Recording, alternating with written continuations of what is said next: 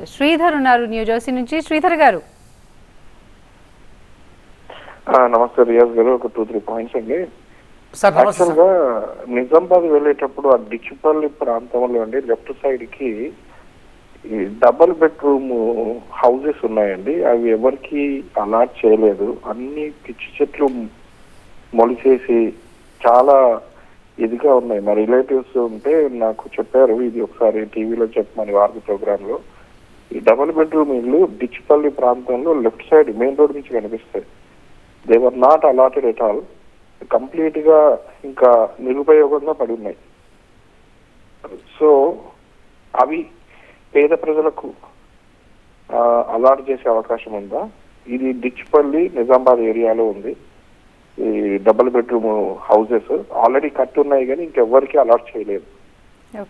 ఒకటి. సెకండ్, అలాగే maybe state wide కొన్ని ప్రాంతాల్లో డబుల్ బెడ్రూమ్ హోమ్స్ కూడా అలాగే కట్టి పడేసి, లేదు 60-70%, 80% కన్స్ట్రక్షన్ అయిపోయి అక్కడక్కడ నిరుపయోగంగా పడి ఉన్నాయి కూడా ఉండొచ్చు. సో అలాంటివి మీరు ఐడెంటిఫై చేసి అట్లీస్ట్ పూర్ పీపుల్ కి అలాట్ చేస్తే బాగుంటుంది. ఈ అలాగే స్టేట్ వైడ్ అన్యూజ్డ్ బిల్డింగ్స్ ఉన్నాయండి కొన్ని. ఇప్పుడు ఫర్ ఎగ్జాంపుల్ ఈ గచ్చిబౌలి స్పోర్ట్స్ కాంప్లెక్స్ ఉంది ఒకటి, 14 floors complex. It was being used for the Covid hospital గా యూజ్ చేశారు 2020లో. ఆఫ్టర్ దట్ అది అసలు దేనికి యూజ్ చేయట్లేదు. అలాగా అన్యూజ్డ్ బిల్డింగ్స్ ని ఐడెంటిఫై చేసి అవి గవర్నమెంట్ దేనికైనా వాడుకోవచ్చు. హాస్టల్స్ కానీ, స్కూల్స్ గా కానీ, హాస్పిటల్స్ గా కానీ, దేనికైనా గవర్నమెంట్ ఆఫీస్ లాగా కాస్త రినోవేషన్ చేసుకునైనా యూజ్ చేసుకోవచ్చు. అలాగా మీరు ఏమైనా చర్యలు తీసుకుంటారా? చెప్పండి. ఇంకోటి సార్, ఇప్పుడు ఈ ప్రైవేట్ స్కూళ్ళలో కూడా విపరీతంగా ఫీజులు తీసుకుంటున్నారు. ఇంటర్నేషనల్ స్కూల్స్ అని అది ఇది లక్షలకు ఫీజులు కలెక్ట్ చేస్తుంటారు. మరి కాంగ్రెస్ ప్రభుత్వం ఈ ప్రైవేట్ స్కూళ్లలో ఫీజుల నియంత్రణ, అంటే ఈ లక్షల్లో ఫీజులు 3rd, 4th క్లాస్ కి 5 లక్షలు ఫీజు కాబట్టి మరి అంతంత ఫీజులు ఎందుకు తీసుకుంటారో తెలియదు. ఏమైనా గవర్నమెంట్ గైడ్ లైన్స్ ఉన్నాయా? ఈ ప్రైవేట్ స్కూళ్ళు ఇంత ఫీజులు తీసుకోవాలి అని ఏమైనా నిబంధనలు ఏమైనా ఉన్నాయా? లేకపోతే తీసుకొస్తారా? ఎందుకంటే ఎల్కేజీ యూకేజీకి 4 lakhs 5 lakhs ఏంటి సార్ ప్రైవేట్ స్కూళ్ళలో ఫీజులు? దాని గురించి ఏమైనా ఆలోచిస్తారా చెప్పండి సార్. మీరు లేవనెత్తిన ప్రశ్నలన్నీ కూడా, అంటే ప్రశ్నలే కాకుండా అవి పరిష్కార మార్గాలు కూడా మీరు చెప్పారు. చాలా విలువైనవి సార్ అవి. ఫస్ట్ ఏంటంటే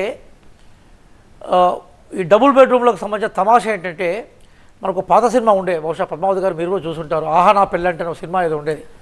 ఆడ కోటా శ్రీనివాసరావు దాంట్లో ఒక చికెన్ వేలాడ తీసుకొని దాన్ని చూస్తూ భోజనం చేసే పద్ధతి మనకుంది.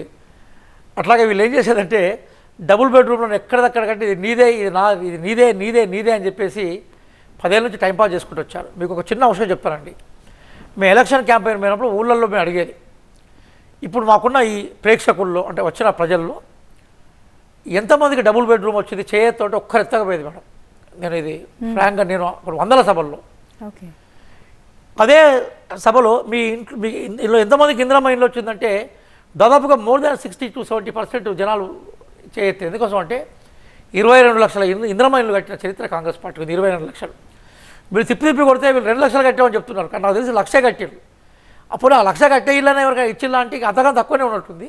ఇచ్చినట్టు ఎవరికి ఇవ్వలేదు. ఇప్పుడు అక్కడ మొత్తం వారు చెప్పినట్టుగా పిచ్చి మొక్కలు మొలిసి తుమ్మలు మొలిసి ఉన్నాయి.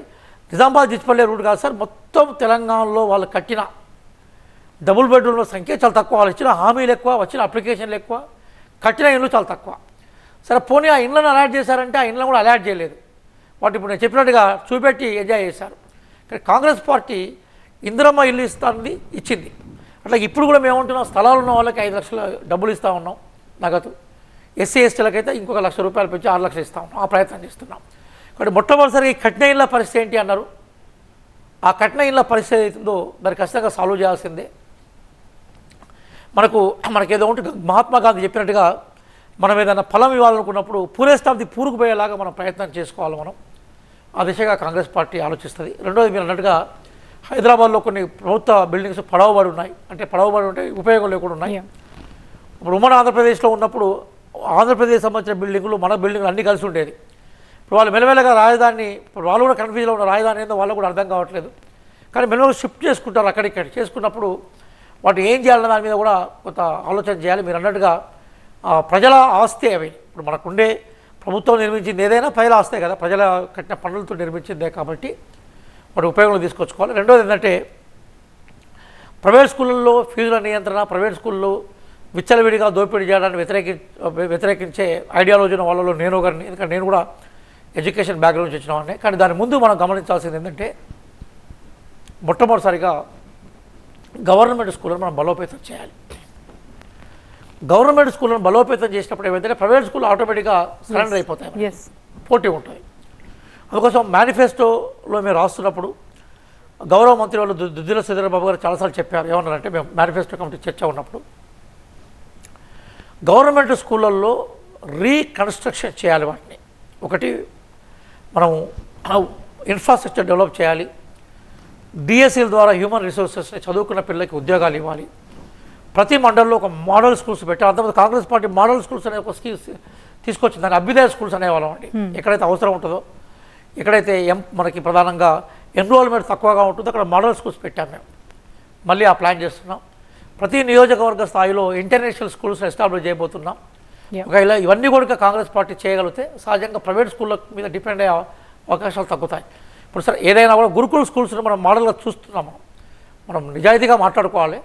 గురుకుల స్కూళ్ళల్లో ఇంగ్లీష్ మీడియం పెట్టిన తర్వాత కొంత విద్యార్థుల మీద ఖర్చు పెరిగిన తర్వాత ఏమైపోయిందంటే ప్రైవేట్ స్కూళ్ళల్లో హై స్కూల్లో స్థాయిలో ప్రైవేట్ స్కూళ్ళల్లో స్ట్రెంత్ పడిపోయింది.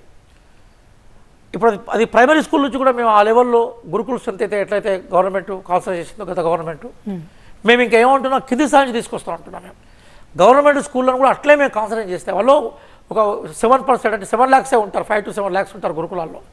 కానీ గవర్నమెంట్ స్కూళ్ళల్లో ఉండే పిల్లల సంఖ్య దాదాపు 60 లక్షలు. వాటి మీద ఫోకస్ చేసి గవర్నమెంట్ స్కూళ్ళని స్ట్రెంథెన్ చేస్తే మీరు అనుకున్నట్టుగా ప్రైవేట్ స్కూల్ ఆటోమేటిక్గా తగ్గే అవకాశం ఉంటుంది. ఆ దిశగా మేము ప్రయత్నం చేస్తాం. మీరు విలువైన సూచనలు చేశారు. మీకు వ్యక్తిగతంగా కాంగ్రెస్ పార్టీ వైపు నుంచి కూడా మీకు అభినందనలు సార్.